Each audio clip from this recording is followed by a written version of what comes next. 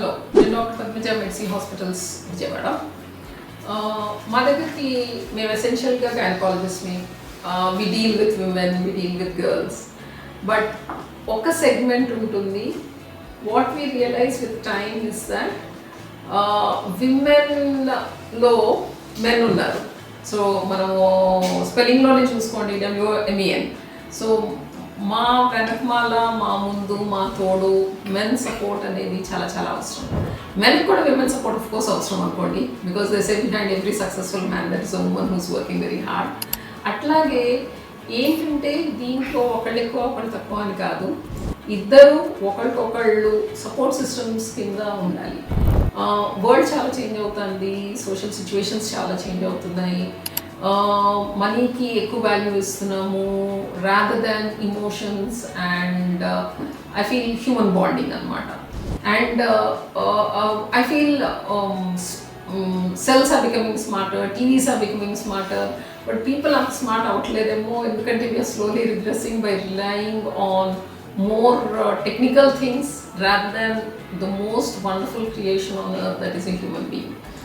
And ఏవైతే emotions women go త్రూనో మెన్కి కూడా అవే ఉంటాయి, బట్ వాళ్ళు చాలా వరకు ఎక్స్ప్రెస్ చేయరు.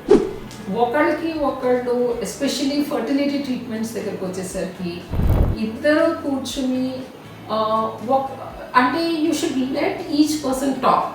అంటే వైఫ్ ఏమైనా చెప్తాను అనుకోండి, తను చెప్పడానికి టైం ఇచ్చి తను ఏం చెప్తాంది, దాని వెనకమాల ఉండే సాడ్నెస్ కానీ, హోప్స్ కానీ, భయాలు కానీ వింటేనే టైం ఇస్తేనే అర్థమవుతుంది. The same way men also మీరు ఎక్స్ప్రెస్ చేయలేదు అనుకోండి, ఇంకొకరికి ఎలా తెలుస్తుంది మీ మైండ్లో ఏముంది? We can't really judge everything in silence. So talk to one another. And marriage అనేది, ఒక రిలేషన్షిప్ అనేది ఒకరికొకళ్ళు లైఫ్ లాంగ్ సపోర్ట్ చేద్దాము టిల్, అంటే in English they say till death do us apart. అంటే బ్రతుకున్న నాడు యు ఆర్ మై పార్ట్నర్ అని మనం యాక్సెప్ట్ చేసినప్పుడే ఆ రిలేషన్షిప్ ముందుకు వెళ్తుంది. So you are going to be the best support systems for one another. So మీరిద్దరు మధ్యలో బాండింగ్ ఉండాలి, ఆ ట్రస్ట్ అనేది ఉండాలి. అండ్ ఒక ప్లాన్ ఆఫ్ యాక్షన్ను ఇద్దరూ డిస్కస్ చేసి ఇలా ముందుకు వెళదాము అనుకుని ముందుకు వెళ్ళాలి.